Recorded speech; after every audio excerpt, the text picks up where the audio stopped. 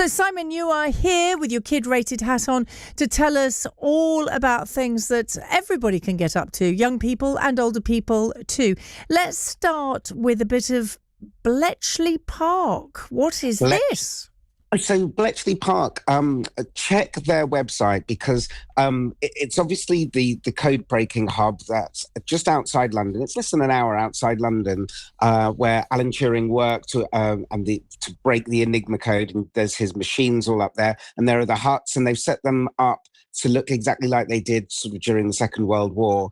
And it's really, really great. Remember the Imitation Game where Benedict Cumberbatch played Alan Turing was filmed there as well, using the real location. So there's lots of things for kids to see, older kids and younger kids, and you can find out the difference between a cipher and a code. But also, if you check their website, they've got some festivals there, Milton Keynes Food Festival and things happening, because they've got lots of lovely grounds where you can have picnics and stuff like that. So really worth a day out, and it's not that expensive. I really like that. Thank you very much.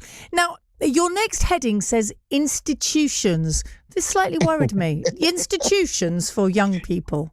Well, Parliament's an institution, isn't it? Okay. And you can go and you can visit Parliament, and they do family tours, and you can get audio guides, and there's lots of bits in the sort of Palace of Westminster that are hidden.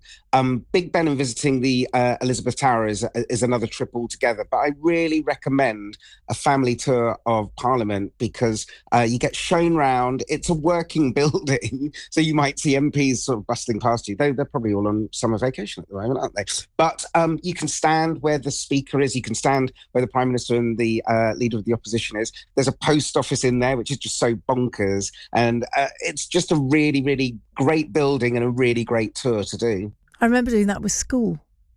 Yes, me too. That's a really good one, Simon. Thank you. What about along there? Because there are other things to do along the South Bank, aren't there? Yes, so if you're around that area, you've got the Horse Guards, you've got the Household Cavalry Museum, which is, I've spoken about before, one of my favourite museums. They've got a glass wall in there, so you can actually see the horses through the wall. And if you're out there at around about the same time and check again times on the website and things, you can see the changing of the guard, which is absolutely free. And just one of those brilliant things that is so surreal that it's happening in the middle of the busy city. And you can sing as well while you're there. The changing guards at Buckingham Palace? Yes. You can. Yeah. You can, if you're a big A.A. Milne fan. Yes. And then you've got the Churchill War Rooms, which is part of the Imperial War Museum, which we've spoken about before, which is great to go and visit that as well. Go over the bridge and you've got the London Eye and you've got the London Dungeons. And of course, you've got the Thames Rockets, which leave from the London Pier. So loads to do. It's sort of a nice little walking tour. And if you want to, you can carry on walking up and go to Covent Garden. They've got lots of street festivals, street performers that we've talked about before. So that's nice, a good free thing to see and do. And of course, the London Transport Museum in the corner of Covent Garden there. There's so much, actually. London is bursting with it all. You just mentioned the river. Let's go back to the river. You mentioned the Thames Rockets, which you and I have both done and absolutely love. But there are other things you can do on the river too as well, aren't there? Yes, well, there's a Terrible Thames tour done by the Horrible Histories guys, which is brilliant. You can always book. It does get busy, but you can always book. And it goes along now until at least October half term. It's one of those things where the guides on it are sort of great. They're actors who will sort of tell you all the stories about London, from giving you its history from the river, and it's quite mischievous and irreverent, so it's great for all ages and parents and grandparents. I've seen grandparents in there as well too, and that's just a really good thing to do. And I've talked about it before, but Uber boats by Thames Cliff it's just a really fun thing to do. Go down the river, nice and cheap, and I've said before, for parents, there's a bar on board the boat, but you can take it all the way down to the O2 or jump off at Greenwich, where there's so much to do in Greenwich with the National Maritime Museum, and of course you've got the Royal Naval College there as well, and you can take it down to the O2, as I say, and you can climb up the O2. Yes, I love it. I've done it. That is just the best thing. I've also zip wired from the middle of the O2. That's a whole other story. But don't do that. You love zip wiring and climbing, don't you? Can you find out next time if there are any zip wires in London? Sometimes they do put them up, and don't seem to be. Sometimes they do. Yeah, well, I'm trying to send you to the Gorilla Circus Flying Trapeze School, which I talk about all the time. It's in Regent's Park, and that's happening over the summer. A Grip, who are part of the Hobbledown Heath and Hobbledown Farmlet, they've got zip wires and things as well out in Hounslow. So, Gabby, you've got to get off the ground and do these things. All right, that's it. That's a date. Simon, please go nowhere. We're going to come back to dance, music, and play after Ollie Murs. Ollie Murs' brand new single, Save Me, which I love. Simon London is still with us with his KidRated hat on. Simon, I just said before Ollie Murs, because it felt right, because he's so dance. It's all about dance with him for me. And I love the way he dances around. You've got some things that young people and older people too can do. Dance, music and play. Tell us about those.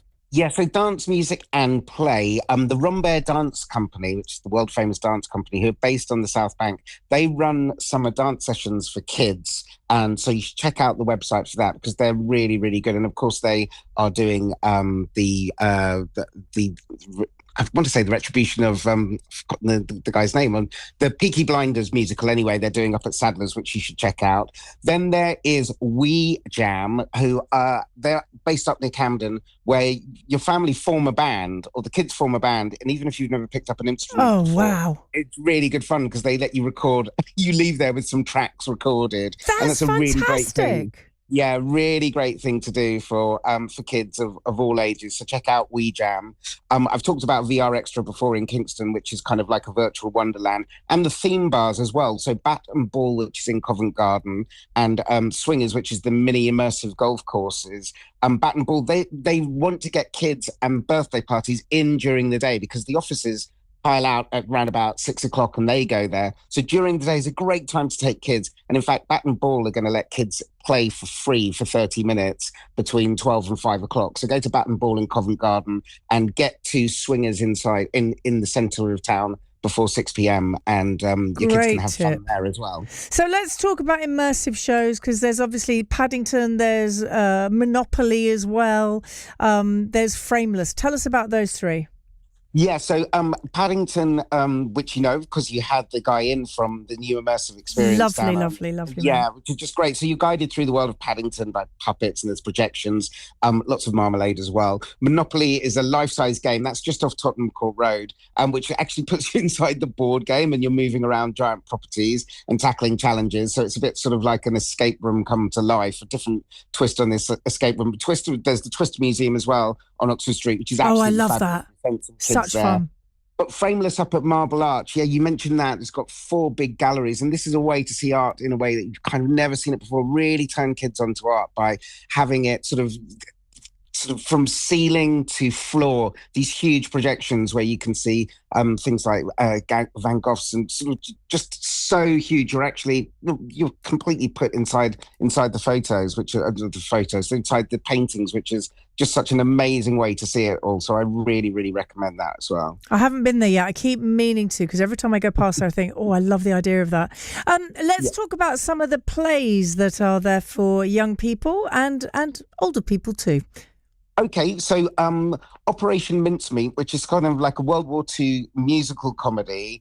It's Hamilton. On Broadway at the moment as well, isn't it? Yeah, and it won an award as well. It was sort of this tiny little play that sort of came out of nowhere, really, and has just actually taken the West End and now Broadway by storm. So congratulations to them. The Choir of Man, which has just run and run and run. I think we've had the guys on from that, which is set in a pub, and it's sort of just 9 blokes belting out bangers, and it's just a really, really lovely feel-good musical, which is a bit like Just for One Day. I mentioned Live Aid earlier, and that musical, which is on at the West End, is really worth going to if you're older, like myself. Not you, you're too young, I know, but kids will enjoy that, hearing that. But of course, kids will love, we mentioned Horrible Histories on the Water with the Terrible Thames Tour. There is a Horrible Histories, I think it's at the Apollo Theatre, which is balmy Britain, which is the best bits from all the Horrible Histories shows that they've done over the years. That is on. You can get tickets for it. It will run to the end of the summer holidays, and big thumbs up for that. Our kid raters have gone along for the last 3 years and every time given it 10 out of 10. Oh, so that's good. Fantastic. Let's talk about free things. I think it's really important because it's tough to find money over the summer holidays to suddenly keep entertaining young people. So there are many free things that you can do in London. Let's celebrate those. Yeah, definitely. I say to everybody, look, get on to the Sky Garden website and book a slot and the Sky Garden. So it's the building that is also known as the Walkie Talkie. They've got a huge kind of sort of they've got a conservatory up there. There's an actual garden up at the top. There's some amazing restaurants and bars up there as well. And just the view is superb and it's free. So, it's just a great thing to do if you don't want to go into a building, but you want to get out and about. I think one of the best places to go for a picnic and a park is Primrose Hill, and you get another view of London there in North London, and it's near Regent's Park, so you can sort of take a trip to the zoo in there as well, or maybe even buy a ticket for the Regent's Park Open Air Theatre, where the Enormous Crocodile, I think it's the Enormous Crocodile, is playing there. Check. And then Brigadoon is coming to the open air theatre. Brigadoon is coming back as well. So those things are free. And then there are fountains everywhere. If we have another mini heat wave, take your kids to all these open air fountains. There's one down at South Bank.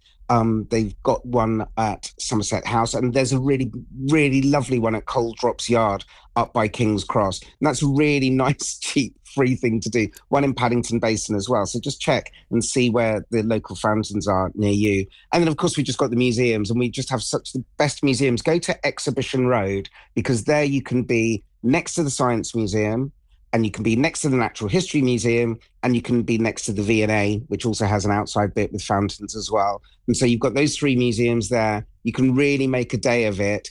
And if you want to see something special, go to the Royal Albert Hall and book one of their behind-the-scenes tours as well. That's a really good thing to do. Great tip, Simon. If people want to find out more, where do they go, please? They go to KidRated.com. We've just relaunched the website with lots more reviewers from kids from the age of 6 up to 16, rating things and days out and experiences for other families. So Simon, come along and see us there. Thank you very much indeed. Always a pleasure to speak to you. Thank you for giving us all of those brilliant tips.